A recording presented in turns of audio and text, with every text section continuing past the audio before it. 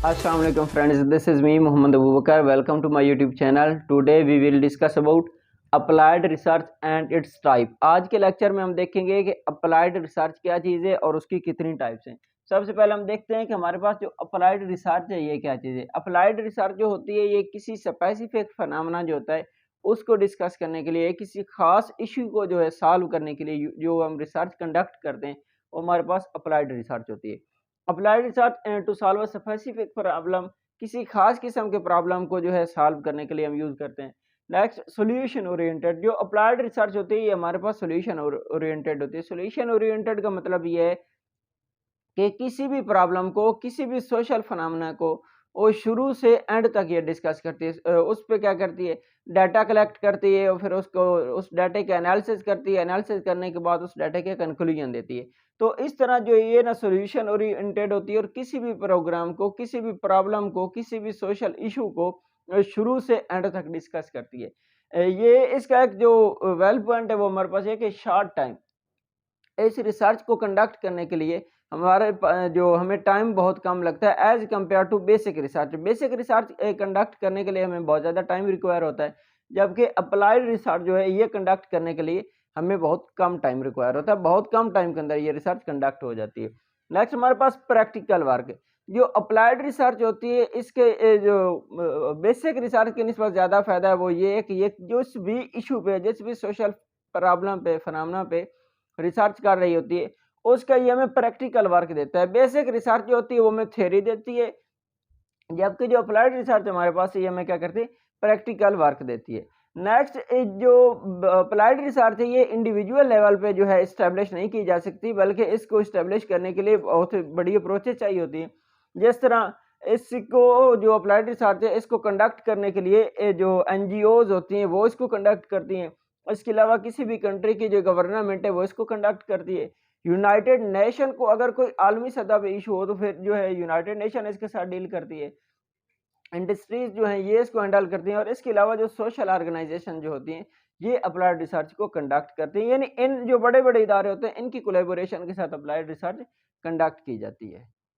Types of applied research के अंदर सबसे पहले हमारे पास है evolutionary research.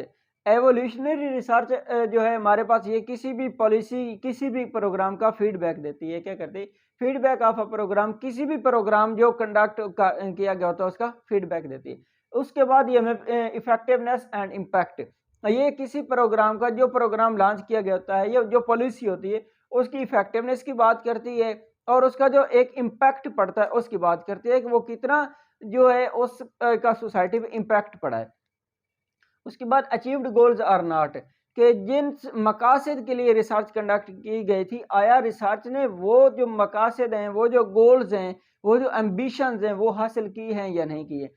And useful are useless, अगर रिसर्च ने वो अपने जो उसके गोल्स थे वो अचीव कर लिए तो वो जो मुफीद साबित हुए या गैर मुफीद साबित हुए, वो यानी कि सोसाइटी के लिए यूजफुल रहे हैं या यूजलेस रहे हैं। नेक्स्ट वन हमारे पास है सॉल्व प्रॉब्लम आर नॉट, जिस मकसद के लिए रिसर्च कंडक्ट की गई थी, जिस प्रॉब्लम को सॉल्व करने के लिए रिसर्च कंडक्ट की गई थी, आया रिसर्च ने उस प्रॉब्लम को सॉल्व किया है या नहीं किया।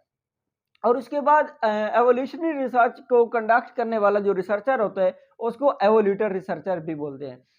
एवोल्यूटर रिसर्चर जो होता है इसके कुछ हार्म्स भी होते हैं, मतलब इसको कुछ खतरात भी होते हैं, क्योंकि जैसे जैसे रिसर्च हो रही होती है इसने साथ साथ रिपोर्ट करना होता है।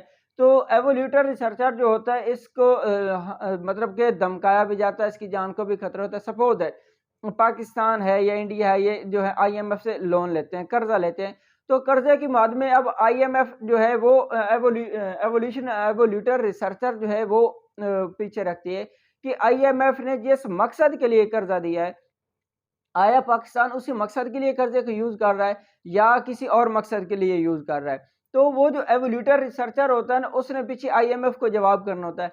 लेकिन यहाँ पे जो एवोल्यूटर रिसर्चर है उसको कहा जाता है कि आपने सपोज दैट आईएमएफ को ये नहीं बताना कि जिस मकसद के लिए लोन लिया गया उस मकसद के लिए यूज नहीं हो रहा। तो इसलिए इसको जो एवोल्यूटर होता है अगर ये सही रिपोर्ट देता है तो सही रिपोर्ट देने पे इसकी जान को खतरा भी हो सकता है, इसको धमकी भी दी जा सकती है, डेंजर से गुजरना पड़ता है और इसके अलावा इस पे बहुत ज़्यादा इकोनॉमिक प्रेशर भी पड़ता है। और नेक्स्ट हमारे पास एवोल्यूशनरी रिसर्च की मजीद दो टाइप्स हैं। एक हमारे पास फॉर्मेटिव एवोल्यूशन है, दूसरी समेटिव एवोल्यूशन है। फॉर्मेटिव एवोल्यूशन वो होती है कि जब कोई रिसर्च जब भी कोई जो पॉलिसी है, जो प्रोग्राम है वो स्टार्ट होता है, तो रिसर्चर उसके साथ साथ अपनी रिसर्च स्टार्ट कर देता है।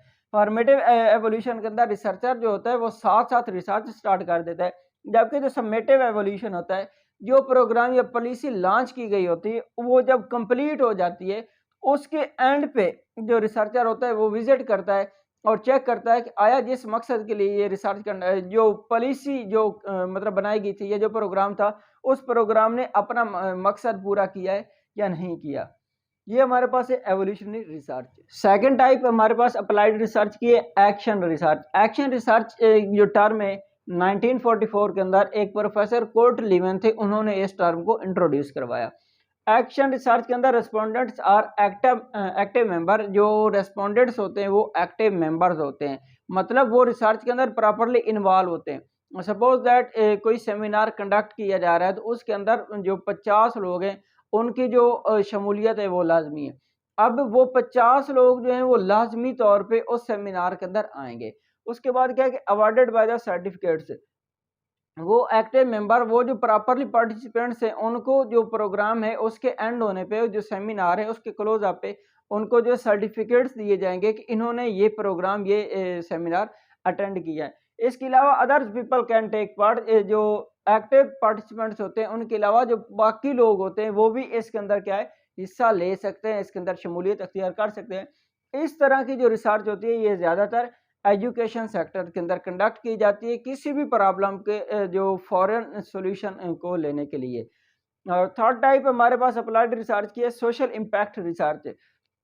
सोशल इम्पैक्ट रिसर्च जो होती है कैरीज अ प्लान्ड प्रोग्राम। ये जो किसी भी प्लान्ड प्रोग्राम के लिए जो हम रिसर्च कंडक्ट करते हैं वो सोशल इम्पैक्ट रिसर्च होती है। सपोज दैट अगर इसकी मिसाल देना चाहें तो one child policy of China, China की वन चाइल्ड पॉलिसी। अब चाइना की वन चाइल्ड पॉलिसी जो है उसका जो प्लान्ड प्रोग्राम क्या है, वो प्लान्ड प्रोग्राम पॉपुलेशन को कंट्रोल करना। तो इस जो सोशल इम्पैक्ट रिसर्च है इसका मकसद होता है, ये एक प्लान्ड प्रोग्राम होती है और ये मिसाल के तौर पे जिस तरह चाइना की वन चाइल्ड पॉलिसी है, तो इसके अंदर वन चाइल्ड पॉलिसी के अंदर उनका जो प्लान्ड प्रोग्राम क्या है कि वो पॉपुलेशन को कंट्रोल करना है।